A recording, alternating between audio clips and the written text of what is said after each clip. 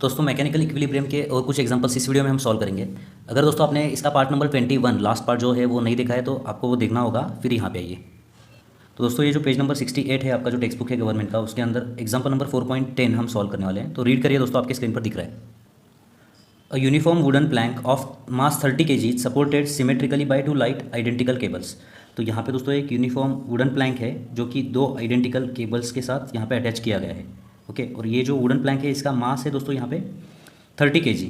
जी की वैल्यू आपको यहाँ पे एज्यूम करनी है 10 मीटर पर सेकेंड स्क्वायर, कैलकुलेशंस को आसान बनाने के लिए। ठीक है, तो अगर दोस्तों मास 30 है और जी की वैल्यू 10 है तो इसका वेट कितना होगा वुडन प्लैंक का? ये होगा 30 इंटू जी 10, ये होगा 300 न्यूटन। और ये वेट कहाँ से एक्ट होता है? ये होता है सेंटर ऑफ मास से। तो इसका सेंटर ऑफ मास यहाँ पे होता है। ये हम नेक्स्ट चैप्टर में पढ़ने वाले हैं, नेक्स्ट पॉइंट में पढ़ने वाले हैं। ठीक है, तो यहाँ पे दोस्तों यहाँ से ये वेट एक्ट होगा, ये 300 न्यूटन। इस वुडन प्लैंक का वेट इस पॉइंट से एक्ट होगा यहाँ पे। आगे पढ़िए दोस्तों। Each can sustain a tension up to 500 newton. मतलब ये जो स्ट्रिंग है दोस्तों, ये स्ट्रिंग सस्टेन करती है टेंशन कितना? Sustain up to 500 newton. मतलब ये जो स्ट्रिंग है और ये स्ट्रिंग है, ये टेंशन 500 न्यूटन तक ही सस्टेन करती है। अगर टेंशन 500 न्यूटन से थोड़ा भी ज़्यादा हुआ तो ये स्ट्रिंग या फिर ये स्ट्रिंग टूट जाएगी। ओके, ये स्ट्रिंग का टेंशन अगर 500 न्यूटन से ज़्यादा हो तो ये स्ट्रिंग टूट जाएगी। ये स्ट्रिंग का टेंशन अगर 500 न्यूटन से ज़्यादा होगा तो ये स्ट्रिंग टूट जाएगी। आगे बढ़िए दोस्तों। आफ्टर टाइम, यहाँ पे बांधने के बाद the cables are exactly verticals. ये केबल्स एग्जैक्टली वर्टिकल्स हैं यहाँ पे। And are separated by 2 meters. इन दोनों के बीच का जो डिस्टेंस है वो आपको दिया गया है। ये देखिए यहाँ पे ये जो डिस्टेंस है ये 2 मीटर दिया गया है। ओके, ये डिस्टेंस 2 मीटर है यहाँ पे। ओके, आगे बढ़िए। Boy of mass 50 kg is standing at the centre of the plank.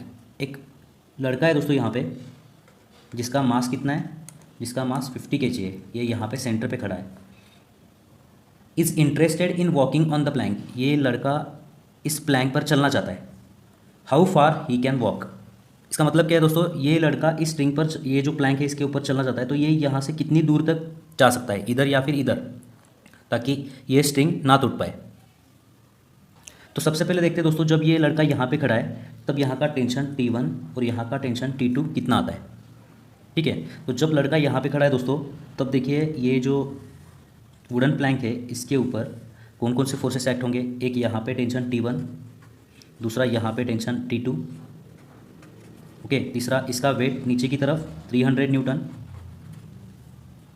और चौथा दोस्तों ये जो लड़का है इसका वेट नीचे की तरफ यहाँ पे एक्ट होगा। ये वेट कितना है? 50 इंटू 10, 500 न्यूटन। ओके, तो अब इसका अगर आप कैलकुलेशन करोगे तो सेंटर पे 800 न्यूटन नीचे की तरफ फोर्स है, तो ये आ जाएगा 400 न्यूटन और ये आ जाएगा 400 न्यूटन। ठीक है, ये आप सॉल्व भी कर सकते हो, इक्विलिब्रियम के दो कंडीशंस लगा के इसको सॉल्व कर सकते हो। ठीक है, तो जब लड़का यहाँ पे खड़ा है दोस्तों तो ये टेंशन T1 400 आ रहा है, T2 भी 400 आ रहा है। स्ट्रिंग 500 न्यूटन पे टूट जाएगी। 500 न्यूटन से थोड़ा सा ज़्यादा फोर्स होने पर, टेंशन होने पर टूट जाएगी। ओके, तो यहाँ पे तो दोस्तों सेफ है। लेकिन अगर ये लड़का इधर चला गया तो ये टेंशन बढ़ जाएगा, और अगर ये लड़का इधर चला गया तो ये टेंशन बढ़ जाएगा।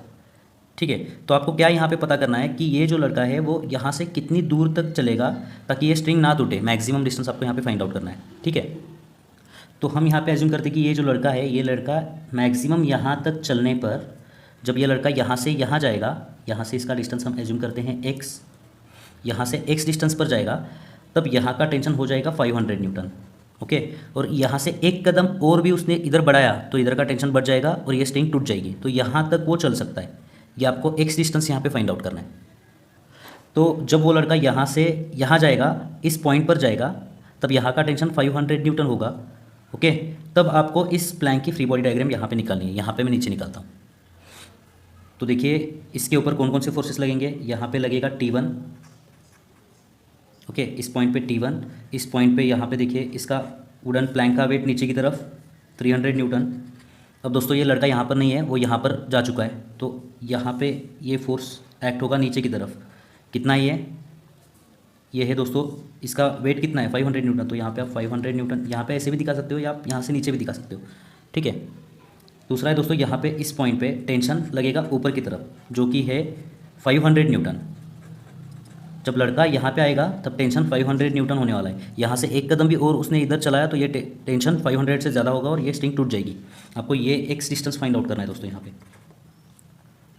तो जब दोस्तों ये लड़का यहाँ पे खड़ा है तो ये वुडन प्लैंक जो है ये इक्विलिब्रियम है, तो आप यहाँ पे इक्विलिब्रियम की कंडीशंस यूज़ कर सकते हो। इक्विलिब्रियम की कंडीशंस क्या है? नेट फोर्स क्या होता है दोस्तों?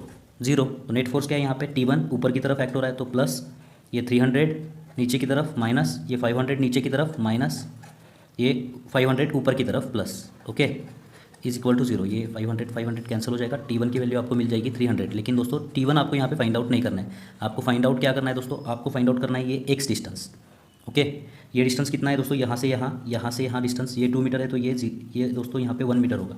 ये डिस्टेंस होगा 1 मीटर। यहाँ से यहाँ तक का डिस्टेंस भी 1 मीटर होगा, ओके।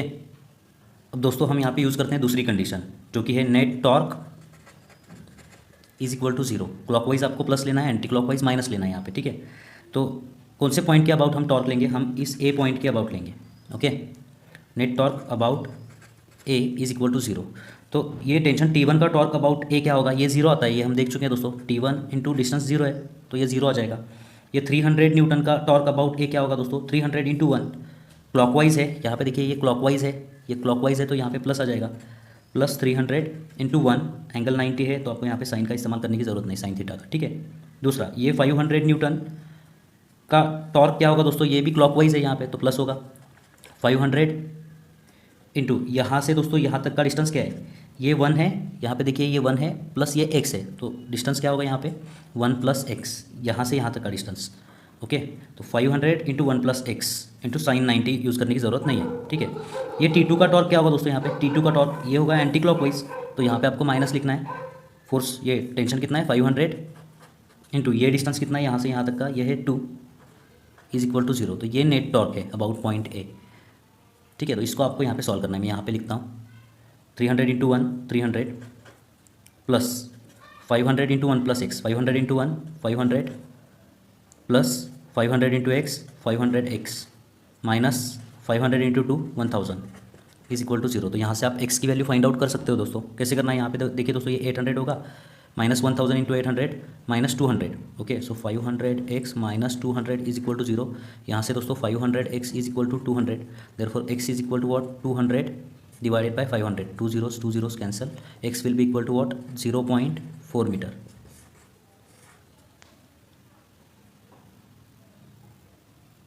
इसका मतलब क्या है दोस्तों? ये जो लड़का है ये लड़का यहाँ से 0.4 मीटर तक ही जा सकता है। अगर उसके आगे एक कदम भी और बढ़ाया तो ये स्ट्रिंग टूट जाएगी और गिर जाएगा वो, ओके। इसका ये मतलब है।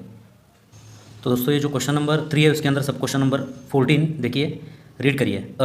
2 metre long wooden plank of mass 20 kg is pivoted supported from below at 0.5 metre from either end. इसका मतलब क्या है दोस्तों? ये जो वुडन प्लैंक है यहाँ पे जिसकी लेंथ 2 मीटर है, इसका मास कितना है दोस्तों? मास है यहाँ पे 20 kg। जी की वैल्यू यहाँ पे दोस्तों आपको 10 मीटर पर सेकेंड स्क्वायर एज्यूम करनी है, तो इसका वेट कितना होगा? m इंटू जी मतलब 200 न्यूटन होगा। 200 न्यूटन मतलब ये एक्ट कहाँ से होगा? ये इस सेंटर पॉइंट से एक्ट होगा, ओके, सेंटर ऑफ मास से एक्ट होगा। तो ये वेट यहाँ पे 200 न्यूटन है और इस वुडन प्लैंक को सपोर्ट किया गया है दोस्तों। कहाँ पे सपोर्ट किया है? 0.5 मीटर फ्रॉम आइदर एंड, मतलब इस एंड से 0.5 मीटर पे और इस एंड से 0.5 मीटर इधर, ठीक है। अब दोस्तों ये लेंथ 2 मीटर है जिसमें से यहाँ पे वेट एक्ट इस पॉइंट पे हो रहा है तो ये 1 मीटर होगी और ये 1 मीटर होगी, जिसमें से दोस्तों यहाँ पे ये 0.5 मीटर है तो ये 0.5 मीटर होगी, ये 0.5 मीटर है तो यहाँ पे ये 0.5 मीटर होगी, ओके। जहाँ पे दोस्तों इस वुडन प्लैंक को सपोर्ट किया गया है वहाँ पे ये सपोर्ट इस वुडन प्लैंक पर एक नॉर्मल रिएक्शन लगाएगा। इस नॉर्मल रिएक्शन को हम R बोलेंगे, इस पॉइंट को हम A बोलते हैं तो ये रिएक्शन RA हो गई। इस पॉइंट को हम B बोलेंगे तो यहाँ पे ये रिएक्शन RB हो गई। इस पॉइंट पर और इस पॉइंट पर एक नॉर्मल रिएक्शन लगेगी RA और RB। आगे पढ़िए दोस्तों क्या दिया गया है, देखिए। A person of mass 40 kg starts walking from one of this pivots to the farther end. इसका मतलब क्या है? एक पर्सन है दोस्तों जिसका मास 40 kg है, वो पर्सन किसी भी एक पाइवोट पे खड़ा हुआ है, हम यहाँ पे एज्यूम करते हैं, और यहाँ से वो चलना स्टार्ट करता है to the farther end. Farther end यहाँ से ये एंड नज़दीक वाला एंड हुआ, फार्दर एंड मतलब ये एंड हुआ दोस्तों। तो यहाँ से वो इस एंड की ओर चलना स्टार्ट करता है, ठीक है। आगे क्वेश्चन क्या दिया गया है, देखिए दोस्तों। How far can the person walk before the plank topples. Topple का मतलब क्या है? ये पर्सन कितनी दूर तक जा सकता है just before the plank topples. Topple मतलब यहाँ से उछलना, ठीक है। तो लॉजिकली दोस्तों देखिए, ये पर्सन जब यहाँ से यहाँ चलेगा, इस पॉइंट पे चलेगा, तो क्या ये प्लैंक उछलेगा? नहीं उछलेगा क्योंकि यहाँ पे सपोर्ट है, यहाँ पे सपोर्ट है। तो जब ये पर्सन इसके बीच में चल रहा होगा, ये दो सपोर्ट के बीच में चल रहा होगा, तब ये प्लैंक नहीं उछलेगा। उछलेगा कब? जब ये पर्सन इस सपोर्ट को क्रॉस करेगा, ठीक है। तो जब ये पर्सन इस सपोर्ट को क्रॉस करेगा और मानो कि इस पॉइंट पे आ जाएगा, तब ये उछलने के चांसेस हैं यहाँ पे, ठीक है। तो ये डिस्टेंस हम यहाँ पे एज्यूम करते हैं दोस्तों, इस डिस्टेंस को हम x एज्यूम करते हैं। इस पॉइंट पे ये जो प्लैंक है ये जस्ट उछलना स्टार्ट हो गई है, ऐसे हम एज्यूम करते हैं। तो आपको ये x डिस्टेंस फाइंड आउट करना है। तो जब ये पर्सन इस पॉइंट पे आएगा, तब इस प्लैंक की फ्री बॉडी डायग्राम हम यहाँ पे नीचे निकालते हैं। तो जब दोस्तों ये प्लैंक उछलना स्टार्ट हो गया होगा, तभी भी यहाँ पे वेट तो एक्ट हो रहा होगा। ये वेट 200 न्यूटन नीचे की तरफ, यहाँ पे रिएक्शन होगी, ये रिएक्शन RB ऊपर की तरफ, ये पर्सन यहाँ पे है दोस्तों। तो यहाँ पे इसका वेट नीचे की तरफ एक्ट हो रहा होगा। इसका मास कितना है? इसका मास है 40 kg। तो इसका वेट कितना होगा? 400 न्यूटन होगा। इसका वेट जो है 400 न्यूटन नीचे की तरफ लग रहा होगा। ओके, आपको दोस्तों ये एक्स डिस्टेंस फाइंड आउट करना है। अब देखिए दोस्तों, जब ये पर्सन यहाँ से यहाँ गया, तब ये उछलना स्टार्ट हो गया, मतलब ये जो प्लैंक है इसने यहाँ का कॉन्टैक्ट तोड़ दिया है। अब क्या यहाँ पे रिएक्शन बचेगी? रिएक्शन नहीं बचेगी। तो यहाँ पे आपको रिएक्शन नहीं दिखानी है। जब ये प्लैंक उछलना स्टार्ट होगा तो यहाँ का कॉन्टैक्ट ब्रेक हो जाएगा, ठीक है। तो ये कंडीशन को आपको यहाँ पे इक्विलिब्रियम कंडीशन यूज़ करनी है। तो जब ये प्लैंक उछलना स्टार्ट होगा दोस्तों, सिर्फ 3 फोर्सेस होंगे यहाँ पे। एक होगा वेट, ये दूसरा ये रिएक्शन, और तीसरा ये जो पर्सन है इसका वेट यहाँ पे एक्ट हो रहा होगा। आपको ये एक्स डिस्टेंस फाइंड आउट करना है, या फिर आप दोस्तों यहाँ पे ये वाई डिस्टेंस भी फाइंड आउट कर सकते हो, ये वाई डिस्टेंस। और एक्स फाइंड आउट करने के लिए क्या करना होगा? ये यहाँ से यहाँ तक का डिस्टेंस क्या है? 1 मीटर है। ये 1 मीटर और ये डिस्टेंस हमने अभी अभी एज्यूम किया है y। तो x कितना होगा दोस्तों? x कितना होगा? 1 + y। तो आप यहाँ पे y फाइंड आउट कीजिए, x अपने आप मिल जाएगा 1 + y। ये डिस्टेंस कितना है दोस्तों? ये डिस्टेंस है यहाँ पे 0.5 मीटर। तो हम एज्यूम करेंगे कि ये जो प्लैंक है उस मोमेंट में इक्विलिब्रियम में। इक्विलिब्रियम में मतलब क्या होगा? नेट फोर्स क्या होगा उसके ऊपर? नेट फोर्स 0 होगा। नेट फोर्स मतलब क्या? नीचे जाने वाला फोर्स नेगेटिव, ऊपर जाने वाला फोर्स पॉजिटिव प्लस RB, नीचे जाने वाला फोर्स नेगेटिव -400 = 0। यहाँ से दोस्तों आपको RB की वैल्यू मिलेगी। RB will be equal to, ये उधर जाने के बाद प्लस हो जाएगा, ये होगा +600। तो RB तो हमें मिल चुका है, लेकिन ये क्वेश्चन नहीं है दोस्तों। RB आपको यहाँ पे फाइंड आउट नहीं करना है। आपको फाइंड आउट क्या करना है? आपको एक्स डिस्टेंस फाइंड आउट करना है। How far that person walks towards the farther end before the plank topples, ये आपको फाइंड आउट करना है। आपको ये एक्स डिस्टेंस फाइंड आउट करना है। तो एक्स फाइंड आउट करने के लिए आप यहाँ पे वाई डिस्टेंस भी फाइंड आउट कर सकते हो, ठीक है। अब दोस्तों इक्विलिब्रियम की दूसरी कंडीशन आपको यहाँ पे यूज़ करनी है। वो कंडीशन क्या है? Net torque is equal to 0, correct. Torque दोस्तों आप किसी भी पॉइंट के अबाउट ले सकते हो, ठीक है। हम लोग क्या करेंगे? हम इस पॉइंट के अबाउट लेंगे, ठीक है। आप इस पॉइंट के अबाउट ले सकते हो, या फिर आप इस पॉइंट के अबाउट भी ले सकते हो, कोई दिक्कत नहीं है, ठीक है।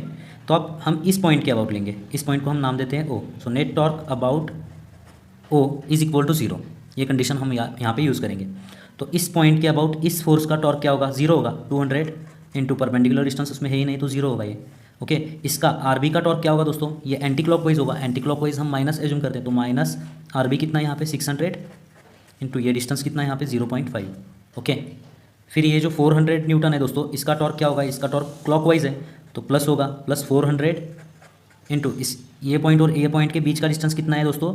ये देखिए 0.5 + y, कितना है? 0.5 + y इज इक्वल टू 0। तो दोस्तों यहाँ से आप y की वैल्यू पता कर सकते हो, और y की वैल्यू मिलने पर आपको x मिल सकता है। तो दोस्तों ये देखिए यहाँ पे ये -600 इंटू 0.5, ये -300 होगा, ये उधर जाने के बाद +300 हो जाएगा। देयरफॉर यहाँ पे देखिए 400 इंटू 0.5, ये होगा 200 + 400y +400y is equal to, ये 300 उधर चला गया, तो यहाँ पे ये 300 हो जाएगा, ओके। ये उधर जाने के बाद माइनस हो जाएगा, यहाँ पे मिलेगा आपको 100।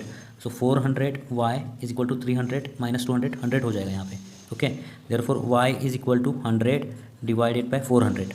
ये कितना होता है? 1/4 मतलब 0.25 मीटर।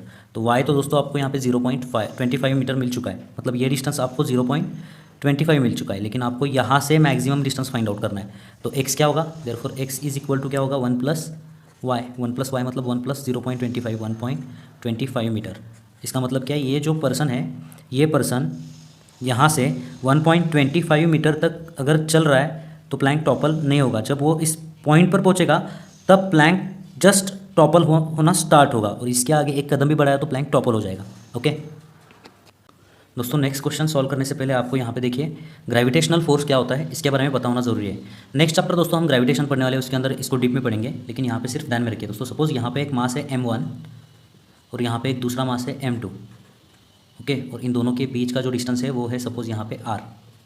तो इन दोनों के बीच जो ग्रेविटेशनल फोर्स होगा वो फोर्स कितना होगा, वो होगा दोस्तों Gm1 m2 डिवाइडेड बाय ये जो डिस्टेंस है इसका स्क्वायर। ये दोस्तों आप 10th में पढ़ चुके हो।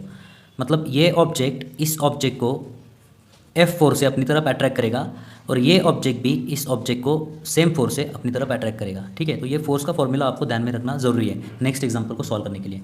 नेक्स्ट एग्जांपल दोस्तों क्वेश्चन नंबर 3, सब क्वेश्चन नंबर देखिए यहाँ पे 8, रीड करिए दोस्तों, स्क्रीन पर आपके दिख रहा है। 2 galaxies of mass 9 billion solar mass and 4 billion solar mass are 5 million light years apart. तो यहाँ पे दोस्तों 2 गैलेक्सीज हैं। ये पहली गैलेक्सी हम यहाँ पे देखेंगे, इसका मास कितना है, इसका मास है दोस्तों यहाँ पे 9 बिलियन सोलर मास। एक सोलर मास मतलब करीब अपना जो सन है उसके मास के बराबर, जो होता है 2 × 10⁻30 kg। 9 बिलियन मतलब 1 बिलियन मतलब 100 करोड़, 9 बिलियन मतलब 900 करोड़, मतलब इसका जो मास है वो 900 करोड़ गुना अपने सोलर मास से ज़्यादा है, ठीक है। तो ये आपको ध्यान में रखने की ज़रूरत नहीं है कन्वर्जन, सिर्फ 9 ध्यान में रखिए यहाँ पे ये, ठीक है। एग्जाम्पल बहुत ही सिंपल है, आगे बढ़िए। 4 billion solar mass and 5 million light years apart. दूसरी दोस्तों यहाँ पे एक गैलेक्सी है जिसका मास है 4 बिलियन सोलर मास, ठीक है, और इन दोनों के बीच का जो डिस्टेंस है वो डिस्टेंस है दोस्तों यहाँ पे 5 million light years, million light years, okay. एक लाइट ईयर मतलब आपको पता होगा, लाइट एक साल में जितना डिस्टेंस ट्रैवल करती है उसको एक लाइट ईयर बोलते हैं, ठीक है। अब क्वेश्चन क्या है देखिए दोस्तों, if the sun has to cross the line joining them without being attracted by either of them through what point it should pass. इसका मतलब क्या है दोस्तों, यहाँ पे एक सन है, ये सन को दोस्तों ये लाइन क्रॉस करनी है, ठीक है। तो अगर ये सन दोस्तों यहाँ से पास होगा तो ये गैलेक्सी इसको अपनी तरफ अट्रैक्ट करेगी। ये सन अगर यहाँ से क्रॉस करेगा तो ये गैलेक्सी अपनी तरफ अट्रैक्ट करेगी। तो इसको ये लाइन क्रॉस करनी है without being attracted by either of them, ठीक है। तो इसको कौन से पॉइंट में से पास होना चाहिए, ये क्वेश्चन है। तो दोस्तों ये जो सन है इसको ऐसे पॉइंट में से पास होना चाहिए जहाँ पे ये गैलेक्सी इस पर जो फोर्स लगाएगी ग्रेविटेशनल फोर्स, और ये गैलेक्सी इस पर जो ग्रेविटेशनल फोर्स लगाएगी वो सेम होगा। अगर ये दो फोर्सेस सेम होंगे, इक्वल होंगे, तो ये कैंसिल आउट हो जाएंगे और सन पे कोई नेट फोर्स नहीं रहेगा। और without being attracted by this galaxy और without being attracted by this galaxy sun will pass this और क्रॉस दिस लाइन। तो अब दोस्तों हम यहाँ पे एज्यूम करते हैं कि इस पॉइंट में से सन अगर पास होगा तो इस पर कोई नेट फोर्स नहीं होगा, ओके। मतलब ये ग्रेविटेशनल फोर्स F1 और ये ग्रेविटेशनल फोर्स F2 इक्वल होंगे। F1 is equal to F2 होगा तभी दोस्तों उस पर नेट फोर्स कोई नहीं होगा, ये अट्रैक्ट नहीं होगा, ना इधर होगा ना इधर होगा, ठीक है। दोस्तों इसका मास 9 है, इस सोलर का मास हम m एज्यूम करेंगे, तो F1 क्या होगा, ग्रेविटेशनल फोर्स इसके और इसके बीच का ग्रेविटेशनल फोर्स क्या होगा, ये होगा दोस्तों G, ये मास m1 कितना है 9 इंटू ये मास कितना है m2 small m divided by ये डिस्टेंस को हम एज्यूम करेंगे x1, इस डिस्टेंस को हम यहाँ पे एज्यूम करेंगे x1, तो डिवाइडेड बाय x1 स्क्वायर। और F2 क्या होगा दोस्तों, यहाँ पे ये जो फोर्स है F2 क्या होगा, ये गैलेक्सी और इस सन के बीच ग्रेविटेशनल फोर्स क्या होगा, ये होगा दोस्तों G m1 कितना, ये 4 इंटू m2, इसका मास है m, ओके, डिवाइडेड बाय इस डिस्टेंस को हम एज्यूम करेंगे दोस्तों यहाँ पे x2 divided by x2 square. यहाँ पे दोस्तों ये G ये m कैंसिल हो जाएगा। क्या इक्वेशन मिलेगा दोस्तों आपको यहाँ पे, 9 divided by x1 square is equal to 4 divided by x2 square, ठीक है। एक और इक्वेशन आपको यहाँ पे मिल सकता है दोस्तों, x1 प्लस x2 कितना है, ये 5 मिलियन लाइट ईयर्स, तो x1 plus x2 is equal to 5 है, इसको आप इक्वेशन नंबर 1 बोल सकते हो। अब यहाँ पे दोस्तों क्रॉस मल्टीप्लाई करो, 9x2 square is equal to 4x1 square, okay. दोस्तों इनका स्क्वायर रूट लेना है आपको, x1 और x1 या फिर x2 फाइंड आउट करना है, तो यहाँ पे इनका स्क्वायर रूट लेंगे। इनका स्क्वायर रूट लेने पर आपको क्या मिलेगा दोस्तों, यहाँ पे आपको मिलेगा 3x2 is equal to 2x1। इसमें आप ये इक्वेशन पुट कर सकते हो, यहाँ से आप x2 की वैल्यू पता कर सकते हो। x2 क्या मिलेगा दोस्तों आपको यहाँ से, x2 is equal to 5 minus x1, ये x1 उधर जाने के बाद आपको देखिए 5 माइनस x1 मिलेगा, ये आप इसमें पुट कर सकते हो यहाँ पे, ओके। आपको क्या मिलेगा दोस्तों यहाँ पे देखिए 3 इंटू x2 की वैल्यू कितनी है 5 minus x1 is equal to twice x1। इसको सॉल्व करना है दोस्तों, इसको मैं यहाँ पे सॉल्व करता हूँ। 3 × 5 15 minus 3 × x1 3x1 is equal to 2x1। ये 3x1 उधर जाने के बाद यहाँ पे होगा 5x1 इज इक्वल टू 15। तो x1 आपको दोस्तों यहाँ पे मिलेगा 15 divided by 5 is equal to 3। क्या ये 3 million light years, 3 million light years, ठीक है। इसका मतलब क्या है, ये जो 9 बिलियन गैलेक्सी है, 9 बिलियन सोलर मास वाली गैलेक्सी है, यहाँ से दोस्तों ये 3 मिलियन लाइट ईयर्स इस पॉइंट में से ये जो सन है इसने पास करना चाहिए, इसने क्रॉस करना चाहिए, तब इस पर कोई नेट फोर्स नहीं होगा। मतलब यहाँ पे ना ये गैलेक्सी इसको अट्रैक्ट करेगी ना ये गैलेक्सी इसको अट्रैक्ट करेगी। तो चलिए दोस्तों, ये वीडियो यहाँ पे खत्म होता है। मिलते हैं आपसे अगली वीडियो में। धन्यवाद।